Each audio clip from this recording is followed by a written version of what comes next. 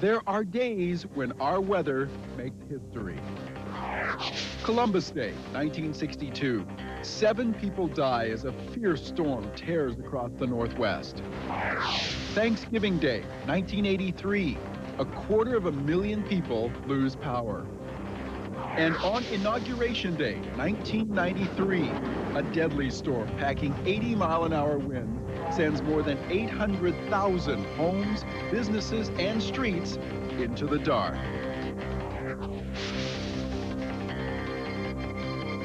Good evening, everyone. I'm Steve Poole. By the time it was over, the storm that ripped across Washington State Wednesday was more than just news. When the wind stopped blowing, 750,000 people had no power. Highways were blocked and homes were destroyed. By Wednesday night, 5 people had lost their lives. And then people from Vancouver to Bellingham began to pick up the pieces. For many of you, tonight may be the first opportunity to see what really happened to your neighbors.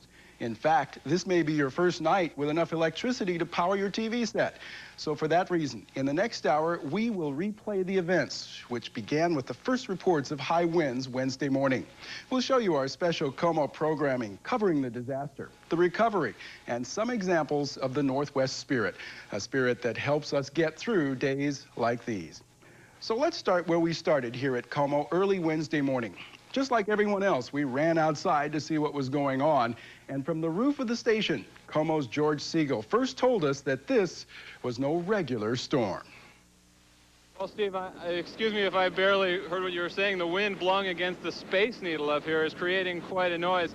I think you were talking about earlier this morning, we had a high wind warning issued during the night. What we were hoping for, though, is a scenario that's happened many times when it's been windy like this, or potential wind, is that the main center of the low would avoid our area.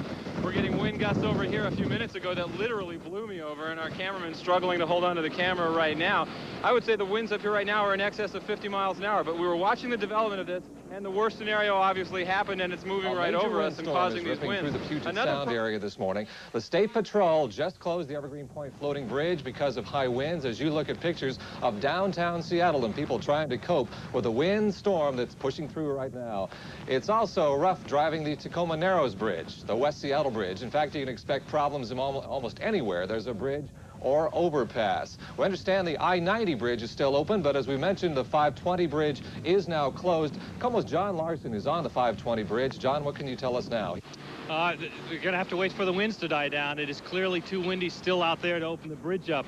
Let's show you some of those pictures we showed you just a little bit ago so you can see what we're talking about. A little bit after 9 o'clock. Washington State Patrol came out and took a look at this and just said, whoa, we better close this thing down. They can open up the center of the bridge, remember, so that's exactly what they did.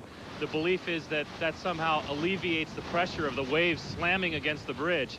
You remember back in the 80s when the Hood Canal Bridge was destroyed, they had tried to open up the center of that bridge, and when they could not open it, sure enough, the pressure of the winds collapsed that bridge. So that's what they were clearly trying to avoid out here. It has been closed down, as I mentioned, since roughly 10 after 9 o'clock. They've successfully moved a lot of the cars that were caught out here out of the way so that they at least don't have to sit out by the bridge. The gusts, as I'm sure you can see from the pictures, are what's the problem. It's not a steady wind. You can be standing here and it'll be calm and peaceful, and a minute later, as George mentioned earlier, here's a good gust. It's difficult to stand up. I think Rick's going to have a little problem standing up here. As soon as we get some sort of word that they're going to be able to open the bridge, of course we'll pass it on. All they are saying is that they're going minute by minute, hour by hour. As soon as they get some indication, they'll be able to bring that span back down and open the bridge back up. Let's look first at some News Watcher video that just came in from Windermere. You can see the damage was extensive all around the sound, really. This in Windermere, where a tree came crashing down on a car. Trees went down on power lines today, on homes, a very dangerous situation there. And as you try to move about this afternoon, you just may run into some trouble as roads have been blocked by many trees as well.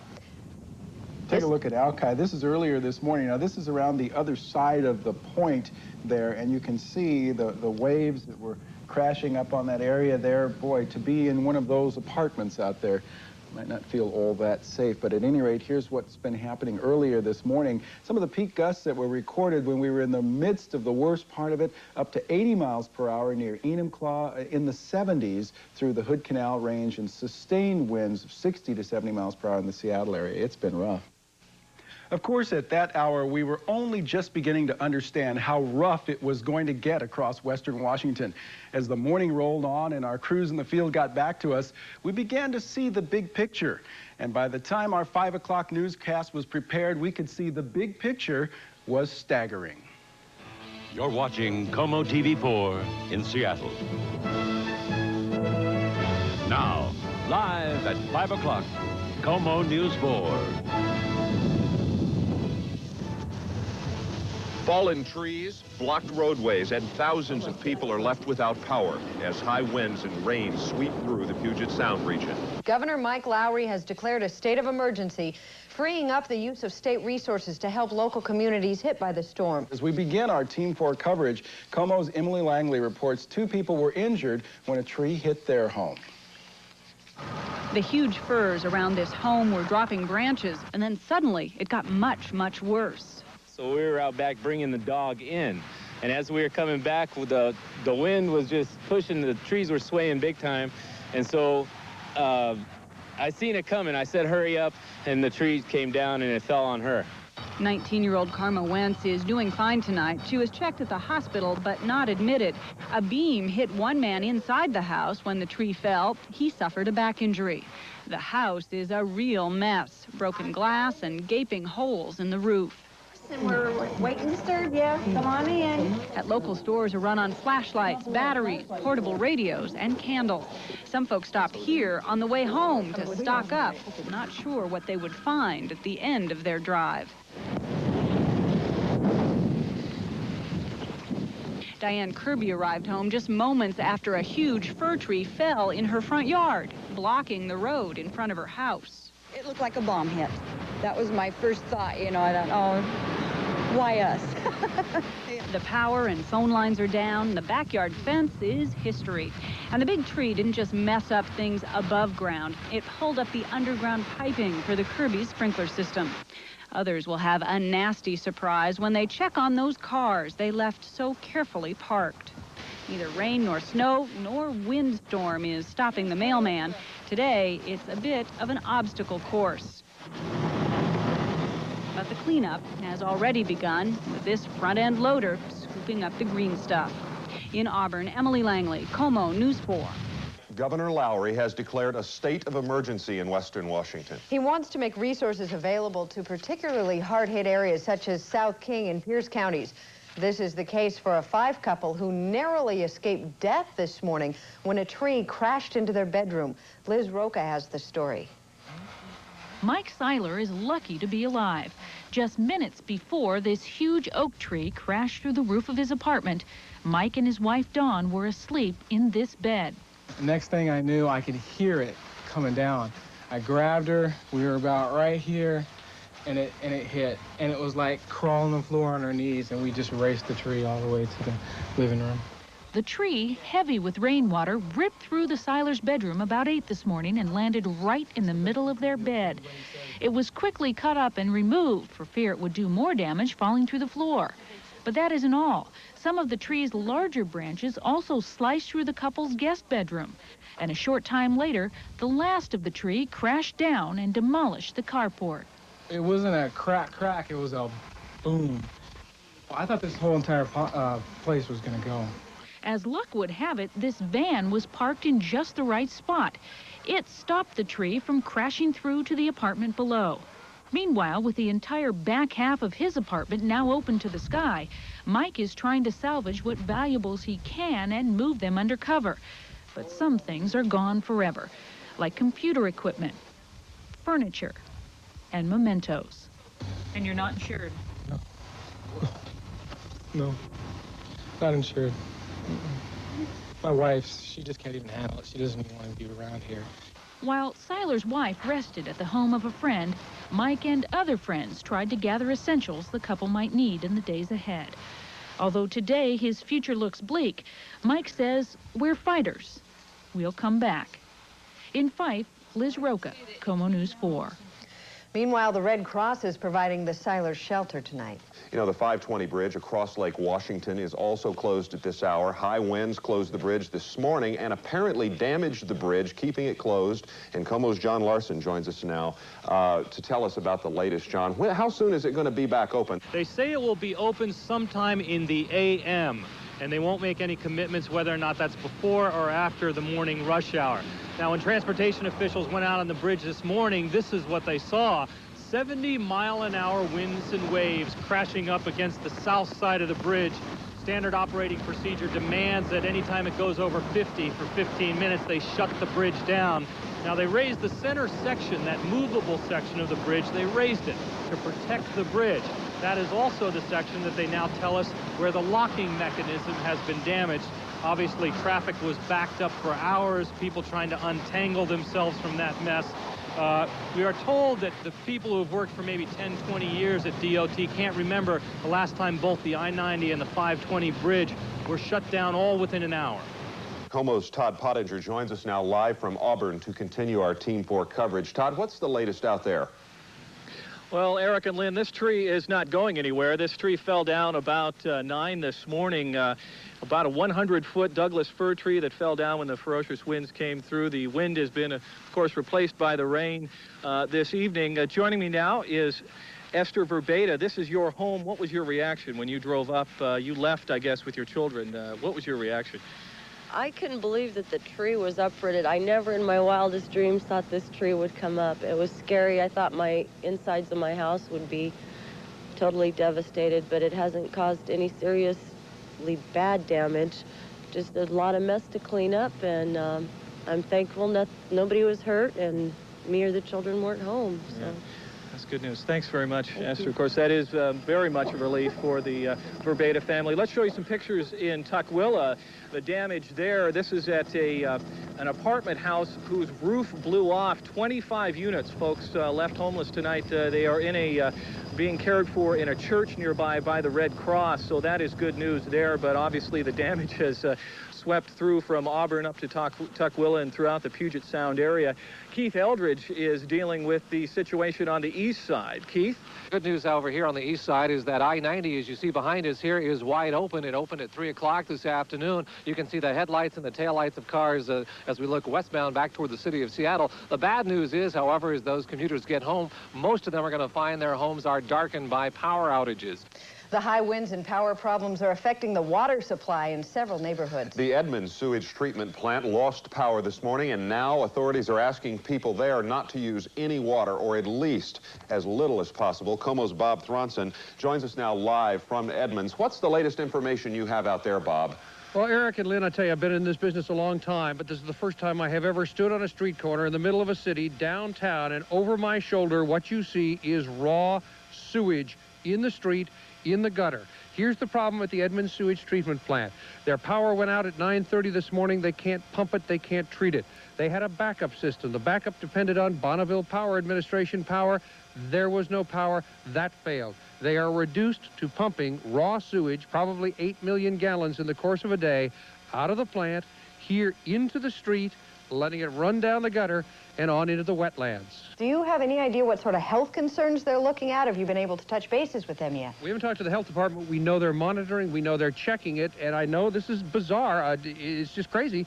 But this is the only thing they can do is let the sewage run out here and into the wetlands and on into the Sound. They are monitoring it very carefully to make sure that everyone's going to be okay here. We'll keep you up to speed, too.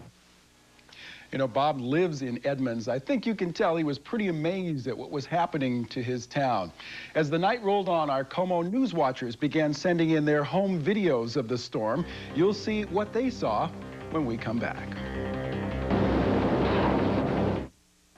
When you use the U.S. West Direct Yellow Pages, wonderful things can happen. Imagine me and you. Admiralty Inlet. When we diagram something like this at the University of Washington Atmospheric Sciences, that is the perfect scenario for getting a very strong windstorm. When the low was at its very worst point, right here over about Whidbey Island, it could not be in a worse place in terms of causing strong winds for the Puget Sound Basin.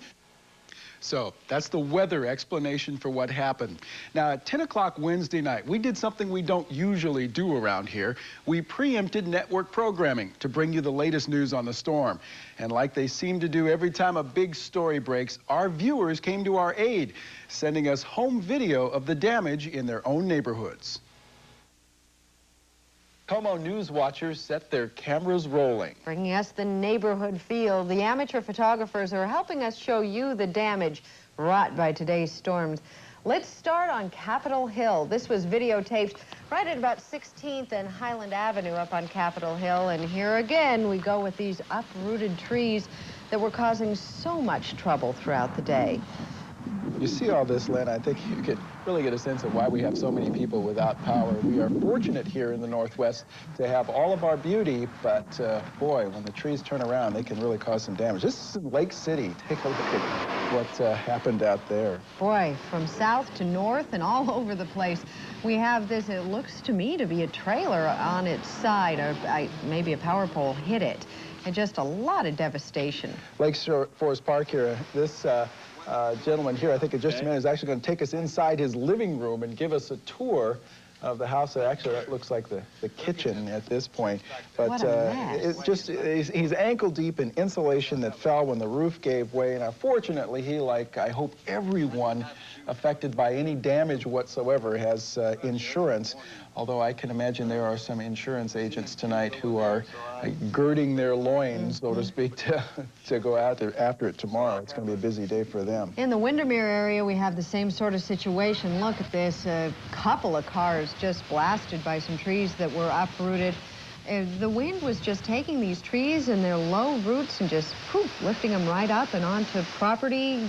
Homes, cars were destroyed.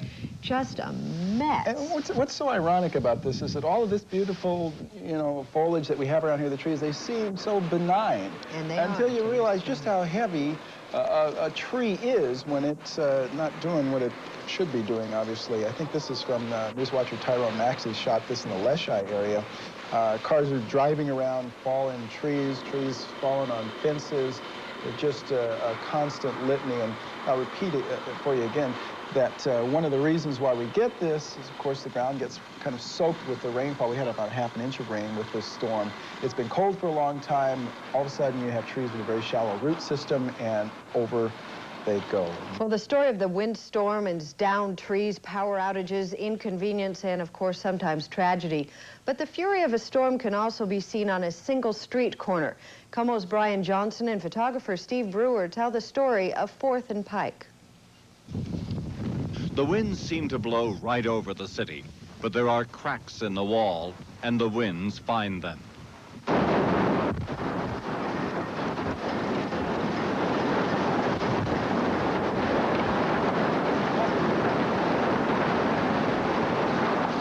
The winds howl, and the city's people try to cope. Up in the Columbia Tower, it's swaying back and forth so much that, there are people up there getting seasick. Whatever they do, the wind howls. Some even manage to stay dry. There must be an umbrella trick. A trick not all have learned. I'm going to the 4th and Pike building, then you can get rid of me. Oh, okay. I'm going over there, too, so we'll walk right up there with you. Some found kindness on the windy streets, arms reaching out to steady, to help. Did you have a good Christmas? Others were trapped, the weather just too much for them.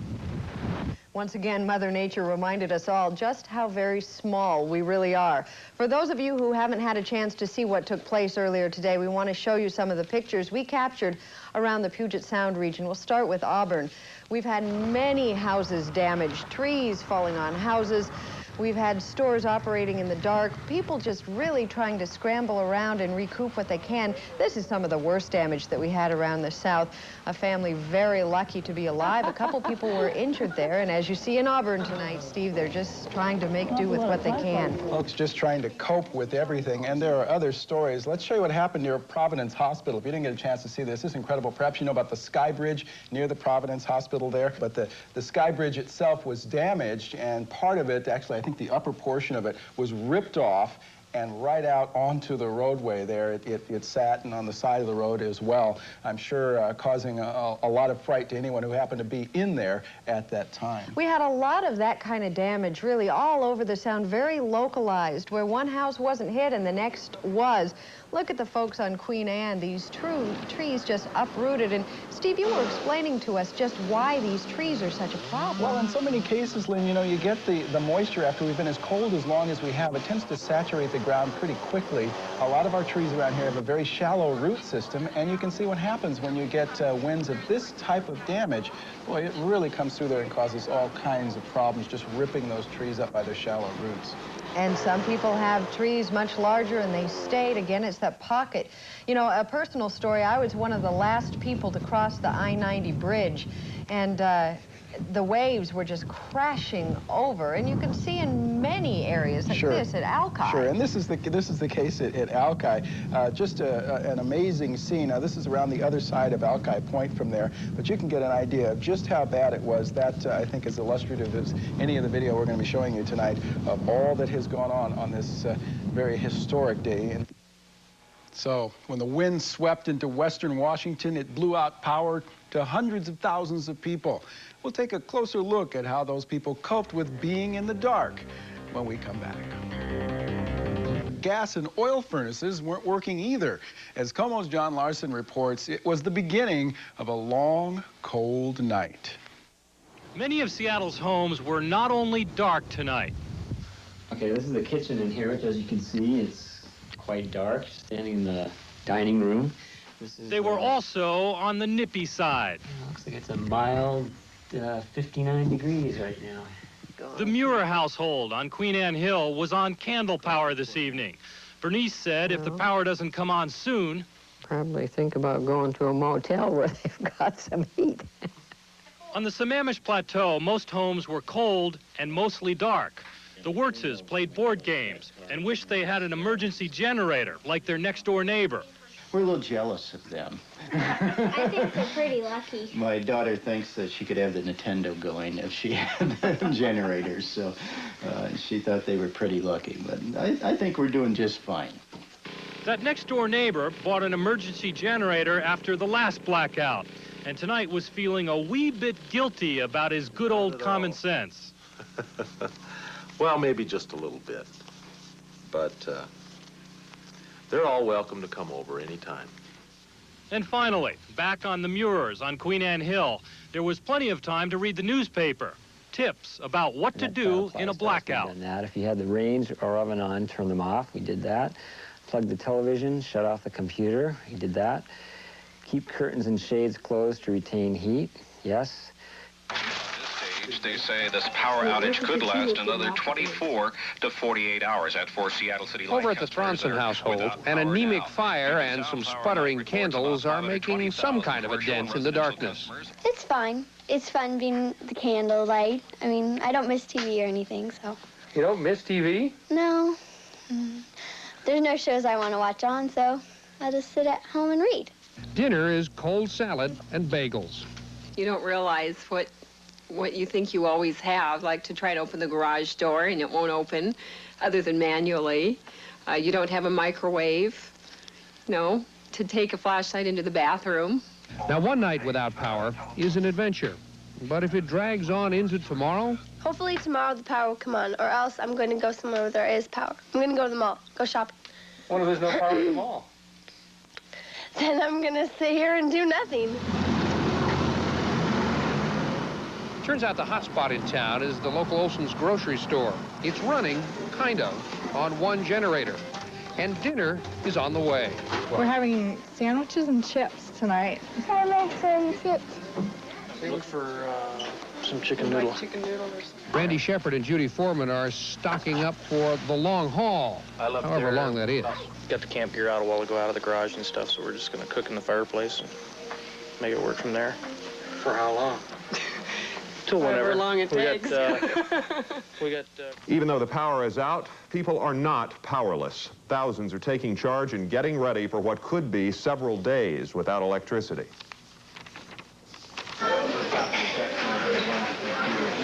A dim light glows in the Issaquah Safeway store tonight. A generator keeps cash registers beeping and enough lights on to see what you're buying. That is, if you can find it. The ice cream and other frozen foods are under wraps. It's been an unusual night. As you can see here, we have just about nothing left. This somewhat mystified assistant manager says he's nearly fresh out of water. The first thing you do is everyone panics and comes down and shop. And tonight, it seems everybody's shopping list is about the same. Water and batteries. That's what we need. Can you find them? Well, we're not here, we can't. No, there's about 2 jugs left of water and no batteries, so. We're going to go up to the front aisle. She said there's some up there. We're hoping so. This empty shelf is where fireplace Presto logs used to be. And these candles, tonight's hottest sellers. And tragically, the storm did more than leave people in the dark. Kitsap County is one of the places where the ferocious winds turn deadly. KOMO's Liz Roca spent the evening there. She joins us now live from Southworth. Liz, tell us what you found out tonight. Eric, Kitsap County now is in virtual darkness, of course, in a power outage, as are many people in this area tonight. But really, that is not the biggest problem or the biggest tragedy. The darkness almost seems appropriate because earlier today, as the storm ripped through this area, it took 2 lives. One of the deaths occurred as a little boy was playing at a neighbor's house when the storm began to roar. When a tree fell on this house this morning, it tore a hole in the roof more than 6 feet wide. But something worse was yet to come, something fatal. Neighbor Jana Latham saw the whole thing. Yeah, I came out to get the mail and I heard a loud boom. And I jumped on my car to look what was going on, and a tree had fallen right through their house, and the family started coming out, and a little boy was hit with a tree, and he was down on the ground. And the neighbor came to assist, and they called for aid, and the ambulances came, and they got him. They tried to revive him. As he ran from the house, 4-year-old Jeffrey Paulus was killed instantly when a tree branch struck him in the head. Members of the family who live here were unhurt. And tonight, they are staying with neighbors. A tarp covers the roof where the tree came to rest. Peggy Smith lives across the street. She also witnessed the accident and is devastated by what she saw. You feel so helpless. You want to yell, get out of the way, but you can't. He was somebody very special in our neighborhood. Peggy says Jeffrey's parents are in seclusion now and are doing as well as can be expected. It's a tragedy the entire neighborhood will remember for a long time. This is something I'll never forget. I'm sorry. One of the more difficult moments Wednesday night. Stay with us. We'll be right back. Everyone had a story to tell about the Inauguration Day storm, and we wanted to broadcast as many of those stories as possible. So KOMO TV's Northwest Afternoon took part in our own special programming, giving people hard hit the chance to share their incredible tales of survival. It's being called one of the worst to hit our area in 30 years. Look at this video. Today you'll hear from the woman who lives under this tree. The tree is on her house, and she now has 3 evergreens joining her for dinner. That's right. Yesterday's vicious wind caused a lot of property damage, and there were many, many close calls, even a few deaths, I'm sorry to say. In the face of all this, we've decided to reschedule the show we had originally planned to bring you today so that we can take the pulse of our community in the wake of that awful storm yesterday. We'll talk to a woman who could have been very badly hurt when a tree came crashing down on her car. I remember the aid car taking me away, but that's about it. And I think I'm pretty lucky to be here. Bonnie, I would say you're very lucky to be here. And, you know, lucky too that the tree came from the right-hand side of the car. Yeah. And not the driver's side. Well, if you ever doubt the forces of Mother Nature, I guess this will change your mind, huh? Boy, I just won't believe it. Now I know where all the glass came from. I was picking glass out of my hair and everything last night. So you had made a right turn off of 100th, and we're on 145th here. Northeast 145th, right? I think right about here I was accelerating because these trees were really going back and forth, and I wanted to get out of here. I punched it, and just as I punched it, I felt this wham, like a sudden impact. Tell me what you saw the trees doing before you accelerated. They were going back. Bending yes. and swaying in this wind? Boy, oh boy. But you know, your gut feelings, your intuition, it's really true. When it says, do not do something like that, do not drive, or do not, you should really follow it. Just stop. Yeah, I found that interesting that you said as you turned this corner, yes, you had this thought came through your mind, I shouldn't be here. Right, that's exactly what I thought. I thought I should not be here. And so instead of just stopping and getting out of here with those trees, I stepped on it. Obviously not the right thing to do. Well, but it wasn't your time. No, it was not. It was not. The storm has forced the closure of schools, roads, bridges. It's unbelievable what it did. And wait until you see what the gusts did to Debbie Lingle's house. In fact, Debbie is here with us right now. We went out to her house earlier today and looked at the damage. We're going to roll the video that we shot, Debbie, out at your house, and tell us what we're looking at. What's the lunar lander there that's... Well, what you're seeing is two trees that hit a third tree, and it landed on the side of the house, right by my bedroom window, actually. Where were you watching from? I was watching outside the kitchen window. I was getting a glass of water. My daughter was standing right next to me, and it was like watching something in slow motion. It just... Did you hear the sound first? What did you hear? I didn't hear anything. Really? My other daughter was in her bedroom down the hall, which is just across from my bedroom, and I didn't hear anything. It was just like watching something in slow motion. It just fell. But my oldest daughter, when she was in her bedroom, she came rushing out of the bedroom, screaming hysterically. Your husband, John, there is examining the root system of that tree, which was amazingly Look how huge shallow. that is, though. Yeah, but for a tree that tall, we were all surprised that the roots, the root system didn't seem to go much deeper. Part of the trunk of the tree is resting on a swing set now in your backyard. It's still hanging there. It's just... What was going through your mind as that tree was starting to come down? You said it was like slow motion. It was like... It's really hard to explain. It was like, well, if it hits me, it hits me. I was frozen. I was frozen in my tracks. I couldn't move. And you had kids to worry about, though. But as soon as I heard my daughter screaming, that's when it jolted me back into reality. And what'd you do? I ran to her. And I said, it's okay. It's okay. It already fell. Another close call. And we'll have more stories of the day after the storm when we come back. Hundreds of thousands of people awakened Thursday morning to the darkness and the cold of a powerless home. Others began taking stock of the damage. But as our KOMO news crews followed the storm's devastating trail, they found countless stories of people fighting back. Rumor has it there's a knocked down tree in every yard in Bonnie Lake. Guess what? That rumor isn't that far-fetched. While not every home has a battle scar, you can see fallen trees and branches everywhere. The trees broke through power lines. They struck homes with a vengeance. This is Bill Kelly's house. This tree went through his daughter's room. She had just left for school. When my little girl came home from school yesterday afternoon, she really cried. She really cried when she saw her room. What did you tell her? Can you tell her? You know, everything's going to be okay. We're going to get it fixed. With power out, people had to resort to their wood stoves and fireplaces to keep warm. Investigators say Arnold Huck's wood stove may have ignited the blaze that gutted his home last night. We survived the storm really well, and we thought we were really lucky, and then this happened. There's still no power in Bonnie Lake. Hundreds of people here spent last night in the cold. Today, a generator provided heat and electricity at the Senior Citizens Center. The city set up a shelter here and offered cots for families who were forced out of their homes. The shelter is also offering hot meals. Despite the disaster, people in Bonnie Lake seem to be taking everything in stride. They're even looking at the one bright spot. At least now, they have plenty of firewood. And we want to hear from you. Right now, we have Kelly on the phone from Cougar Mountain. And Kelly, I understand you're expecting more than a cold night tonight. Tell us about that.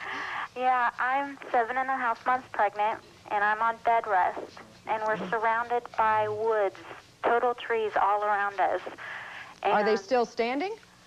No, not many. Oh, boy. So now, My mom has a new car that just got hit, or that got almost hit by less than a foot, and it hit our house. Another one hit our house. A 200-foot tree sits precariously on Art Carbonara's roof.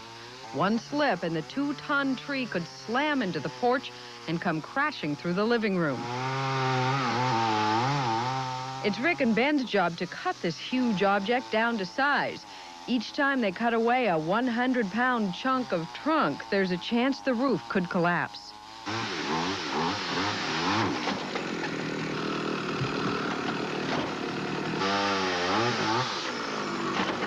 Now the real tricky part, pulling the remainder of the tree away from the house. Well, Art's getting nervous. For some reason, I thought it was going to be a little easier, but I see that it isn't. Can I give you guys a hand? Tense moments as the crew gives a tug.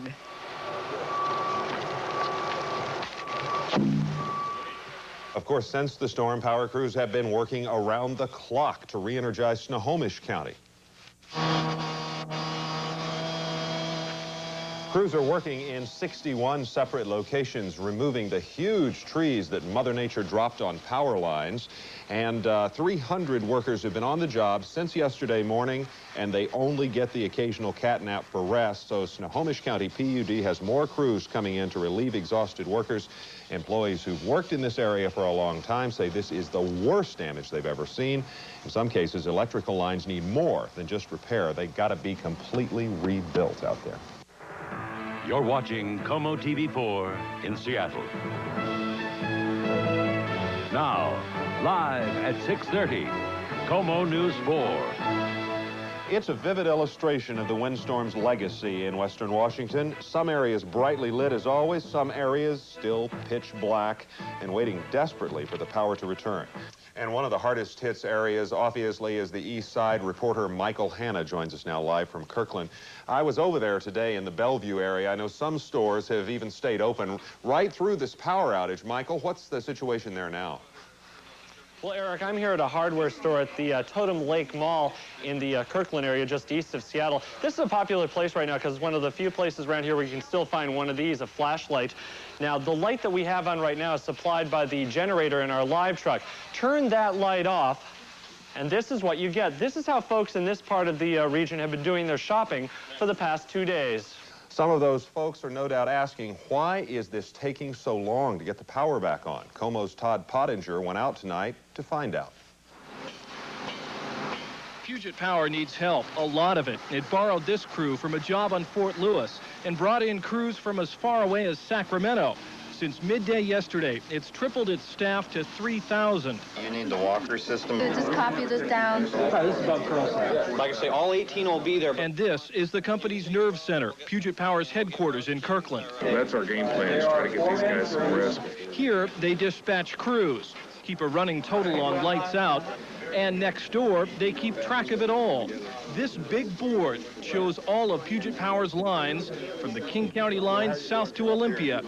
The red and yellow blocks are crews actively working in the field. Look at them all. And the green tags are dead lines. The power company says the problem with this storm is how many parts of the system it hit, from the switching stations to the neighborhood distribution lines to the feeder lines. In many cases, they all went down. What sort of things have we had to do without, Rachel? What else? TV. What else? The refrigerator. Refrigerator. Larry Kynath and his daughter Rachel stopped by to watch the crews in their neighborhood, now going on 36 hours in the dark. It's kind of cold. Back home, Larry and his daughters say they're tired of being cold, that the adventure in all of this is wearing off. I think it's hard, and I think it's not fun. I don't think it's fun because you just have to live with it. For the Kynaths, living with it means packing up the kids, packing up what's left of the freezer, and heading to a friend's house in Redmond to get warm. On Mercer Island, Todd Pottinger, KOMO News 4. In fact, so many people needed help during the storm that KOMO's people helper, Brooke Stanford, set up a special storm hotline. It connected those in need with people who could lend a hand. Here's one example. A family called with an elderly woman who was on a respirator. They had no power. She was beginning to have trouble breathing. Well, we matched them up with a family in Bellevue. They're going over there tonight to stay and plug in the respirator, and everybody's going to have a good time. She was nice enough to give us a home for the night and give us a warm place. And we really do appreciate it. I mean, it's nice to know this day and age there's still people out there who will give a lending hand. And there were dozens of stories like that. But not every story had a happy ending. A story of one family's heartbreaking loss when we come back.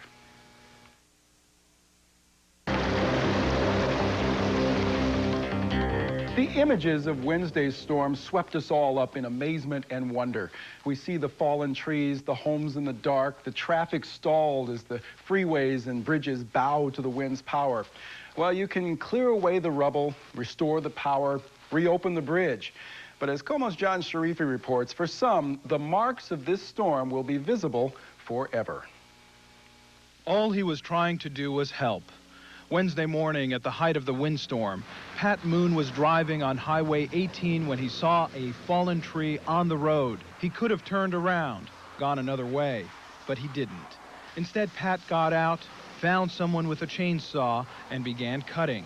Moments later, a tree fell on him, killing him instantly. I just wish he would have stayed in his truck. But that wasn't his nature. Pat's family says he always wanted to help. It's just the way he was, just a sweetheart.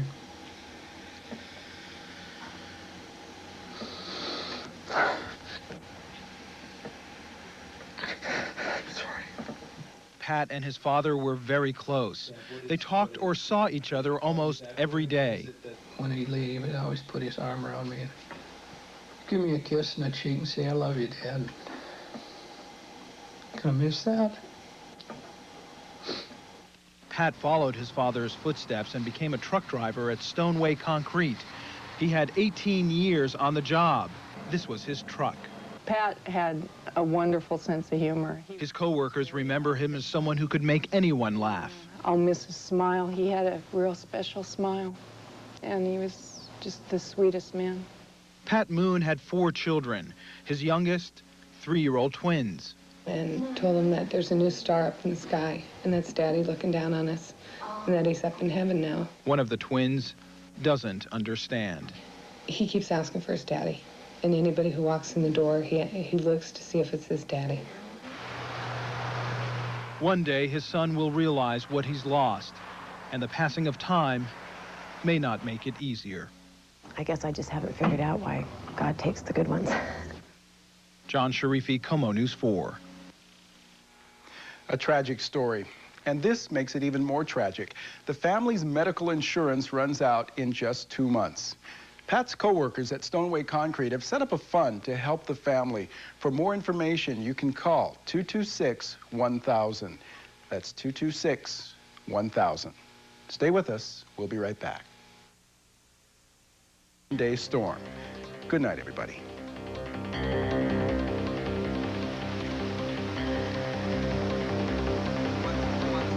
Okay.